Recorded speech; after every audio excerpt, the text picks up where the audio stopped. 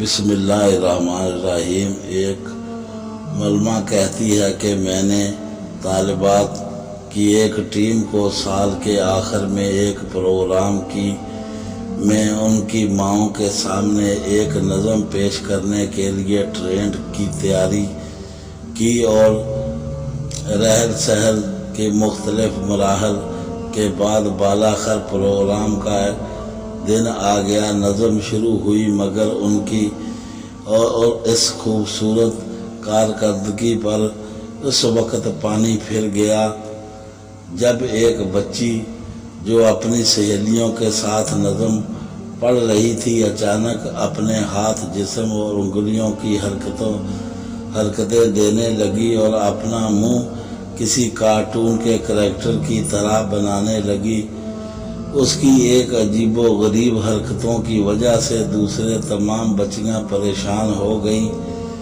معلمہ کہتی ہے کہ میرا جی چاہتا تھا کہ میں جا کر اس بچی کو ڈانٹ پڑاؤں اور اسے نکال کروں کہ یہ ڈسپلن اور سنجیدگی کا مظاہرہ کرے۔ مجھے اس پر اتنا غصہ آیا کہ قریب تھا کہ میں اس کے سختی کے ساتھ ان بچی کو کھینچ کر الگ کر دوں، لیکن جوں میں اس کے قریب جاتی وہ پارے کی طرف جھٹک کر مجھے دور ہو جاتی۔ اس پہ حرکتیں بڑھتی گئیں اور وہ سارے لوگوں کی نظر کا مرکز بن گئی۔ وہاں موجود تمام خواتین اس کی ان حرکتوں پر زور کر ہنسنے رہی تھی۔ میری نظر پرنسپل پڑی جن کی پریشانی مارے شرمندگی کے پسینے سے شربودار ہو رہی تھی اور وہ اپنی سیٹ سے اٹھ کر مجھ سے کہنے لگی، اس بدتمیز بےہودہ لڑکی کو اسکول سے نکالنا ضروری ہے۔ میں نے بھی ان کی اس بات کا تاکید کی اور لیکن ایک چیز نے ہم سب کو نظروں کو متوجہ کیا کہ اس پورے وقفے میں اس بچی کی ماں کھڑی ہو کر اپنی بچی کی ان حرکتوں پر تالیاں بجاتی رہی، گویا وہ اس کی حوصلہ افزائی کر رہی تھی کہ وہ اپنا یہ فضول کام جاری رکھے۔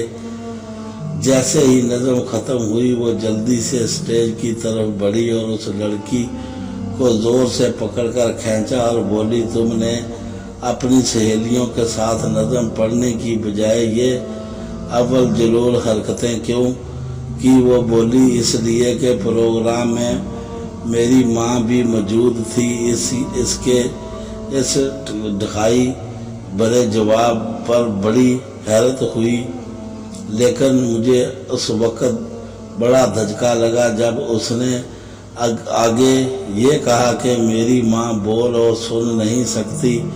میں نے گونگے لوگوں کی زبان میں اس نظم کا ترجمہ اپنی ماں کے لیے پیش کیا تاکہ دیگر تمام بچیوں کی ماؤں کی طرح میری ماں بھی اپنی بیٹی کی کارکردگی پر خوشی کا اظہار کر سکے۔ جیسے ہی اس نے یہ وضاحت کی تو وہ دوڑ کر اپنی ماں کی طرف بڑھی اور اس کو گلے لگا کر زاروں قطع رونے لگی۔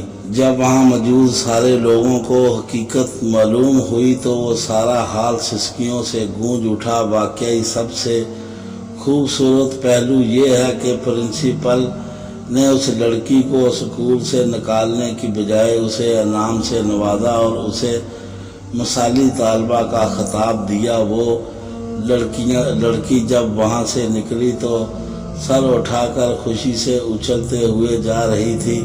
بعض مواقع پر جلد بازی میں رد عمل ظاہر مت کیجیے، دوسروں پر حکم لگانے میں جلدی سے کام مت لیجیے۔ بدگمانی کی بنیاد پر ہم ایک دوسرے سے نفرت کرتے ہیں، ملنا جلنا کم کرتے ہیں، رشتے ختم کر لیتے ہیں۔ اللہ سے لوگوں کے ساتھ حسن ضم کی توفیق مانگیے کہ اس میں دل کا سکون اور سینوں کی سلامتی ہے۔